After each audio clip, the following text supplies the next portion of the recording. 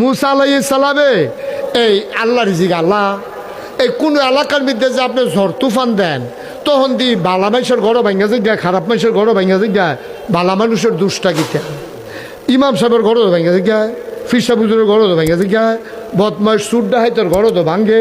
তো ইমাম সাহেবের দুষ্টা গীতা আপনি বদমাস সুট ডাহাইতে তার ঘর তুফান দেওয়া ভাঙ্গা স্যার, এটা তো আমরা কেউ কিছু কই না। তো ইমাম সাহেবের ঘর ভাঙলো গেলে আচ্ছা এটা তুমি কয়েকদিন পরে জবাব নিও, এটা অহন মাত্য না, এটা দুমদরা তো আমি মনে করে জবাব দেন। আল্লাহর কি কুদরত, কয়দিন পরে মুসা নবীর একটা ফিফরায় কামড় দিছে। কি কথা কয় না রে, লাল লাল কি ফিফরা, লাল ফিফরা কামড় দিলে সাংঘাতিক আনন্দ আনন্দ ফুর্তি ফুর্তি লাগে, কুতকুতি উঠে।